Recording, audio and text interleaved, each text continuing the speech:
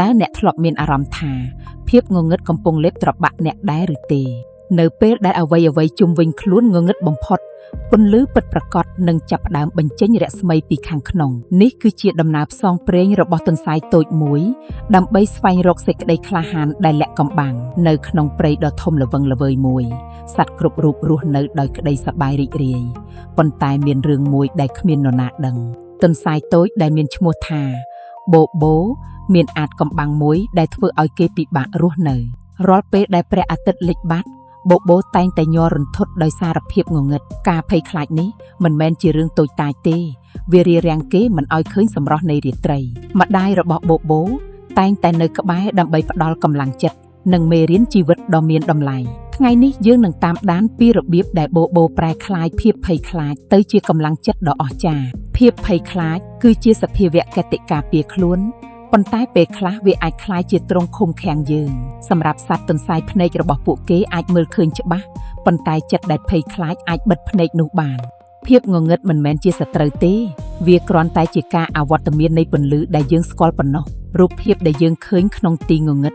គឺជាការស្រមៃដែលកើតចេញពីការសង្ស័យលើខ្លួនឯងតាំងពីដើមមកសត្វព្រៃបានរៀនប្រាជ្ញាដឹងដើម្បីយកឈ្នះលើឧបសគ្គដែលមើលមិនឃើញពន្លឺក្នុងចិត្តគឺជាធម៌ពលផ្លូវចិត្តដែលជួយឲ្យយើងមើលឃើញការពិតលើសពីភ្នែកសាច់ម្ដាយរបស់បូបូចង់ឲ្យគេយល់ថាសេចក្តីក្លាហានមិនមែនជាការគ្មានការភ័យខ្លាចនោះទេនៅពេលយប់ព្រៃមានជីវិតថ្មីមួយទៀតដែលខុសប្លែកពីពេលថ្ងៃយ៉ាងខ្លាំងភាពខុសគ្នានៃពណ៌និងសំឡេងធ្វើឲ្យចិត្តដែលមិនរឹងមាំមានការភ្ញាក់ផ្អើលការជឿជាក់លើខ្លួនឯងគឺជាគ្រាប់ពូជដែលត្រូវតែដាំនៅក្នុងដីនៃភាពក្លាហានរឿងរ៉ាវរបស់សត្វតែងតែឆ្លុះបញ្ចាំងពីការពិតនៃជីវិតមនុស្សគ្រប់រូបឥឡូវនេះសូមមកមើលព្រឹត្តិការណ៍ដែលផ្លាស់ប្ដូរជីវិតរបស់បូបូជារៀងរហូតមេឃចាប់ផ្ដើមប្រែជាពណ៌ទឹកក្រូចរួចក៏คล้ายជាពណ៌ស្វាយដិតគួរឲ្យខ្លាចសម្រាប់បូបូប្រញាប់រត់ទៅពួនក្នុងរូងដីដ៏តូចរបស់គេដោយញ័រខ្លួនទៅត្រឹកម្ដាយរបស់គេដើរចូលមកក្បែរហើយដាក់ដៃលើស្មារបស់កូនដោយភាពកក់ក្ដៅគាត់សួរថាកូនសម្លាញ់ហេតុអ្វីបានជាកូនត្រូវខ្លាចអ្វីដែលគ្មានរូបរាងបែបនេះបូឆ្លើយទាំងអួលដើមកថាភាពងងឹតមានបិសាចហើយខ្ញុំមើលអ្វីមិនឃើញឡើយម្ដាយញញឹមរួចនិយាយថាពន្លឺដែលកូនត្រូវការវាមិនមែនមកពីព្រះអាទិត្យតែមួយមុខទេមានពន្លឺមួយប្រភេទទៀតដែលមិនចេះរលត់ឡើយគឺពន្លឺនៅក្នុងចិត្តរបស់កូនគាត់ឲ្យបូបិទភ្នែកហើយស្រមៃរករបស់ដែលធ្វើឲ្យគេមានអារម្មណ៍កក់ក្ដៅបំផុត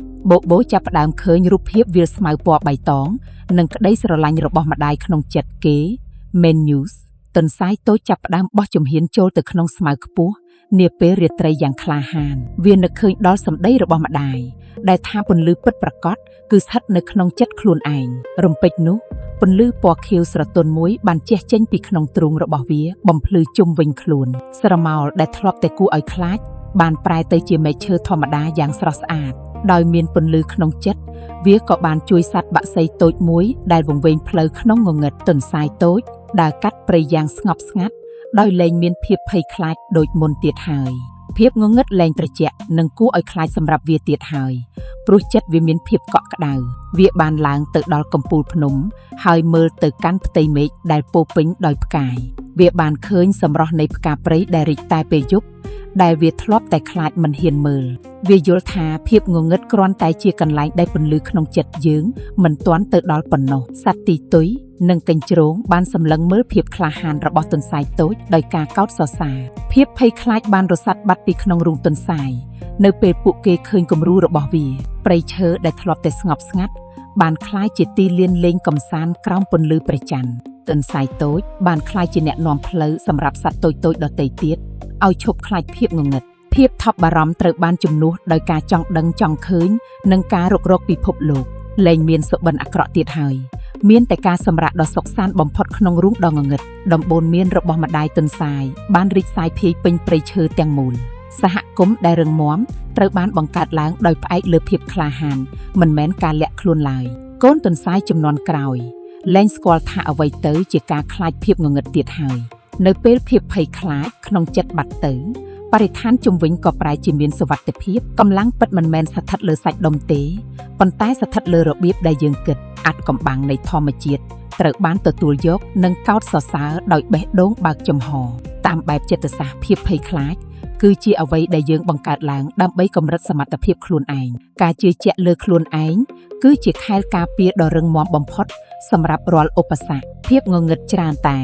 គ្រាន់តែជាអ្វីដែលយើងមិនទាន់បានស្គាល់ច្បាស់តែប៉ុណ្ណោះពន្លឺក្នុងចិត្តគឺជានិមិត្តរូបសកលនៃបញ្ញានិងសេចក្តីក្លាហានរបស់មនុស្សជាតិយើងកសាងភាពធន់បានតាមរយៈការប្រឈមមុខនឹងការភ័យខ្លាចតូចៗជារៀងរាល់ថ្ងៃតួនាទីរបស់ម្ដាយក្នុងការផ្ទេរចំណេះដឹងគឺជាគន្លឹះនៃការរស់រានមានជីវិតក្នុងធម្មជាតិសរុបមកកម្លាំងពិតប្រាកដដែលអ្នកត្រូវការគឺមាននៅក្នុងខ្លួនអ្នករួចជាស្រេចហើយតើអ្នកនឹងអនុញ្ញាតឲ្យពន្លឺក្នុងចិត្តរបស់អ្នកនាំផ្លូវអ្នកឲ្យឈ្នះភាពភ័យខ្លាចនៅថ្ងៃនេះដែរឬទេ